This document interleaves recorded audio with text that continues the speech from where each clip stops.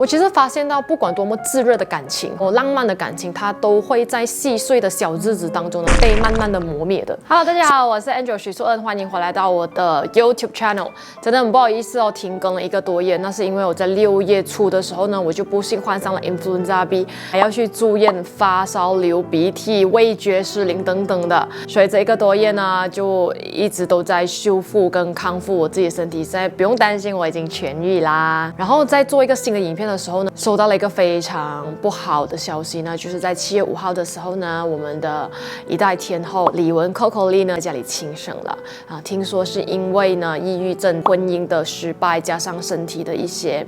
状况之类等等呢，就让她步上了轻生的后尘，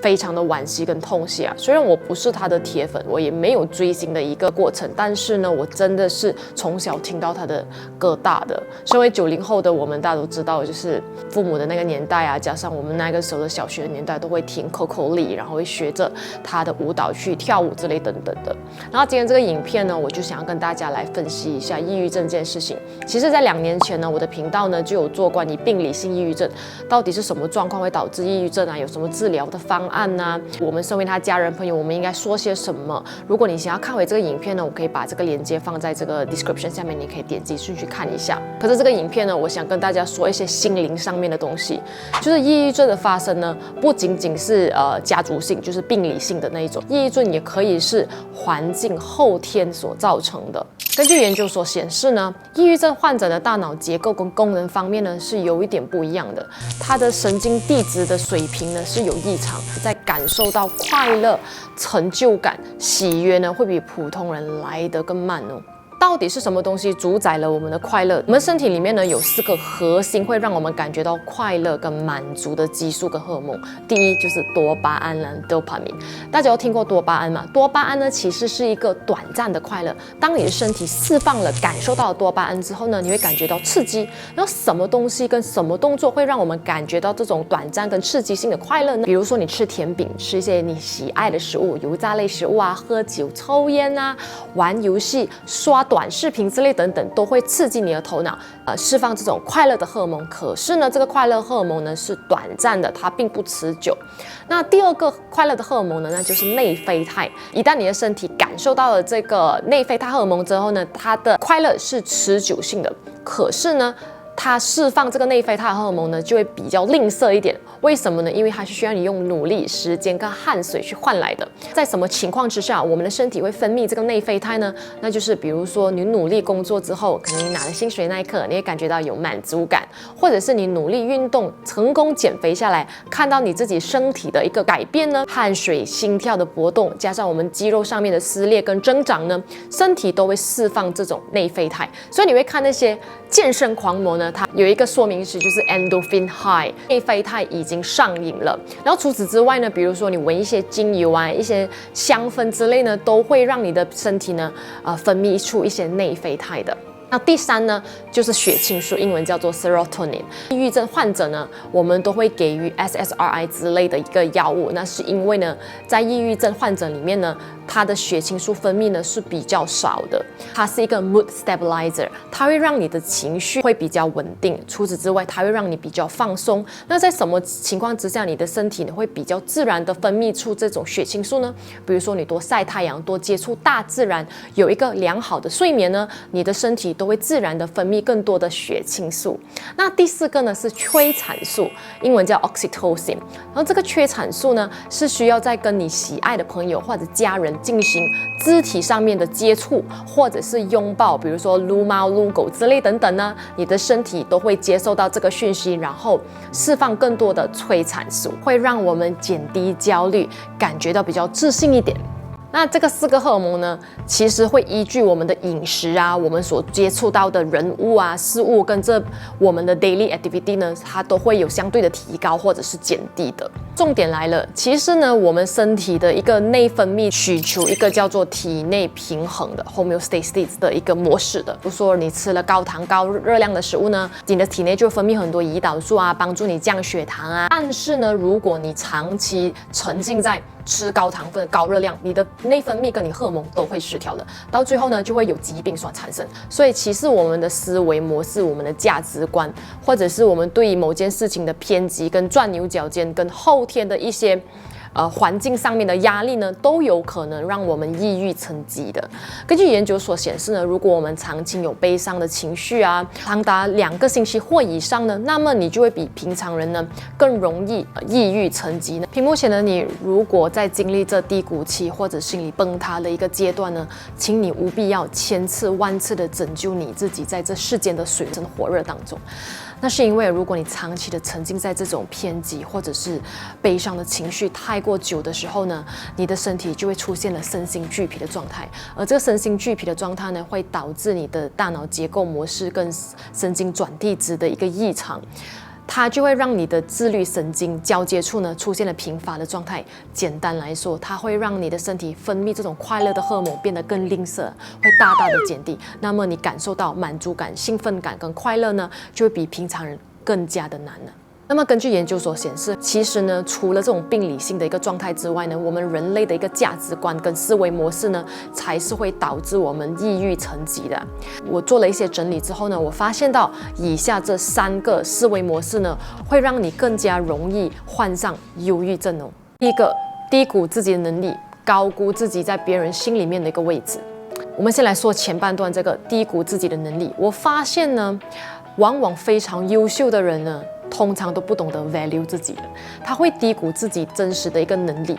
他会觉得自己哪里都不够好，不懂得去给自己奖赏、认可自己、肯定自己的一个状态之下呢，可是如果你常常觉得自己不足够好的话呢，你的大脑的结构模式就会开始觉得 OK， 你今天做任何一样东西也好，不论是考试，不论是工作，不论是煮一顿饭都好，你都觉得自己不足够好，那么你大脑就会开始进入一个麻痹的状态，你就没有那么容易感受到成就感。这种思维模式呢，不仅仅不会帮助你变得更强，反而会让你抑郁成疾哦。我发现呢，在中华民族的一个传统，父母亲呢在表达爱方面呢，可能会比较保守或者是比较吝啬，然后就会让我们在成长的一个环境当中呢，会缺少很多自信。然后当别人在称赞我们、给予我们一些肯定的时候呢，我们的第一个反应呢都是退堂的。我打个比方，比如说人家跟你说，哎，今天很漂亮哎，第一个反应是说谢谢，还是说哪里有 OK 吧，你也是美啦？不大方的接受别人对你的赞赏跟肯定，反而是非常谦虚的去推搪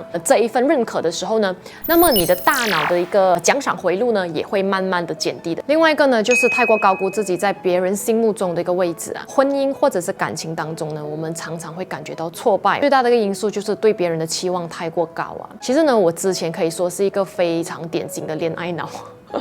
我真的是爱一个人是奔丧的，就是那种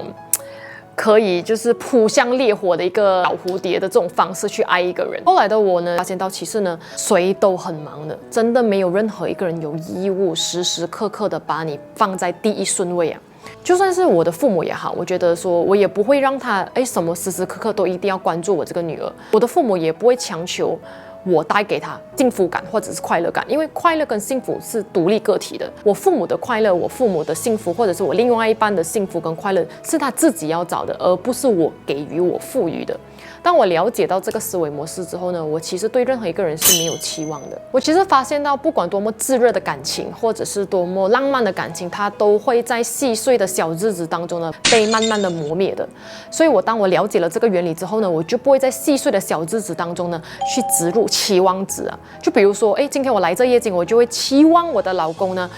不要给我点冰的饮料，会自动给我点热的饮料，或者是帮我准备卫生棉啊，不要气我之类等等。虽然你跟他说过了，但是忘了那又怎么样啊？并不代表他不爱你。当我开始对我的另外一半不会在细碎的日子当中植入期望值的时候呢，我发现我更加自由了，因为来已经是我自己的事情，我应该自主的去照顾到他。如果他有体贴，能够照顾到我，那就是一个 bonus。你的快乐应该要操纵在你自己的手上，然后不要把你的快乐的琐事亲自的交给别人。因为如果你把这些所有的体贴啊、这种的期望啊放在别人身上的时候呢，你会发现你每一天都是失望的。如果你想通了之后，你会发现到你不仅仅变得更自由、变得更洒脱之外呢，当别人对你的好，你会感受的更多，你会觉得哇，你会记得你买这给我，你准备热饮给我，这种就是一个会让你的大脑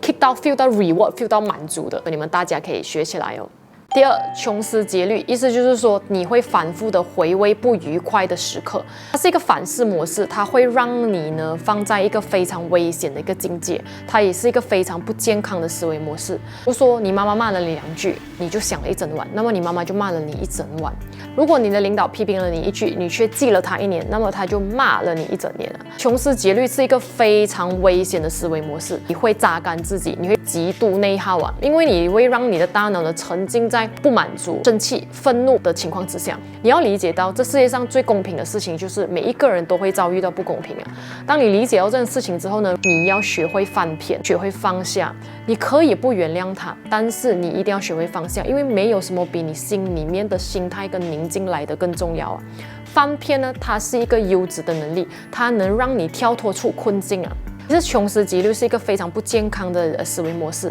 它还会让你过度的去揣测别人说话的意思，然后让你极度的内耗。有可能别人并不是这个意思，你会觉得他阴阳怪气之类等等的，它会把你放在一个非常危险的境界。那么第3个的思维模式呢，就是拖延症。拖延症真的会让一个人不仅仅变得迷茫，还会焦虑啊，思前顾后、杞人忧天的个性呢，它会让你止步不能进步之外呢，它还会让你渐渐变得更焦虑，怀疑自己，不能够肯定自己。当你想得很多却做得很少的时候呢，你的能力配不上你的野心之后呢，你就会容易抑郁成疾，变成有焦虑症。其实这世界上呢，并没有什么包赚的商业，并没有什么周详完美的计划。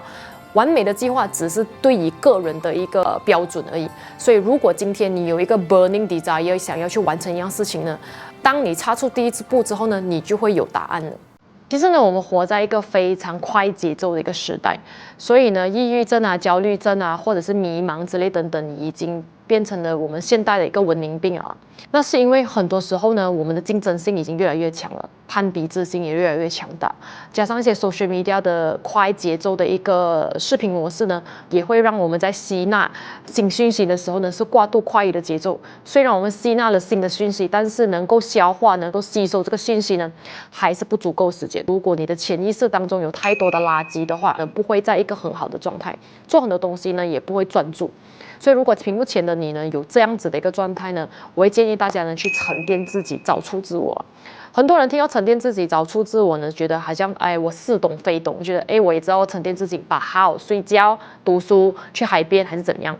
其实呢，沉淀自己呢，可以说是去 focus 在做一样事情，比如说你可以 focus 在煮饭啊、画画啊之类等点，就是在这一个时间点，比如说你画画用10分钟也好，在这个10分钟当中，只有你跟你的画在沟通。所以你会 focus 在你自己，你会 focus 在表达自己，你并没有手机上面的打扰、外界的打扰。当你学会沉淀自己呢，那么你潜意识当中呢，就会慢慢的抛开了一些垃圾。如果屏幕前的你想要有一个这样子的教程呢，你们大家可以来 join 我22号到24号呢，在 M Theory 有这个2个小时的课程。所以我们一天呢有3个班，一个班大概是最多10个人而已。然后在这个课程当中呢，我们有专业的心理学家帮助你去剖析你自己心里面的一个想法，那你会画一个自己的画。然后我们有颂钵 singing bowl 的meditation 课程，然后呢有一个脊椎测试的课程。因为有些时候当你的脊椎侧歪的话，或者是压到一些神经线的话，你也会变成焦虑，你也会变得头痛啊，身体的疼痛也会渐渐的导致你的情绪上面有一些障碍的。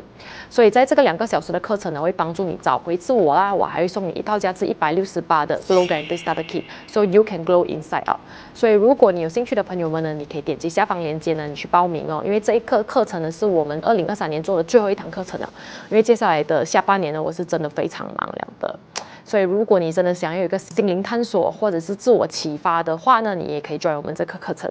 经常回忆过去的人呢，就会比较抑郁；经常担忧未来的人呢，就会比较焦虑。所以活在当下呢，才是明智之选。爱你自己，你值得更好的东西。好啦，今天影片就分享到此为止。如果你喜欢我的影片呢，别忘了点赞，然后分享给家人朋友们知道哦。尤其是这个知识性 video， 我真的希望可以让更多的人看到，可以帮助他们脱离苦难，然后呢改变这种会让你导致抑郁的一个思维模式啊。我常常会说，那些分享知识性影片的人啊，你们真的是人间天使啊！你们一定会为你们自己攒下福报，因为分享知识呢，其实就是一种福报啊。所以看了这个 video 呢，不要吝啬，记得分享出去哦。你的分享有可能会救人家一命哦。好，我们下一期再见。祝屏幕前的你身体健康，富可敌国。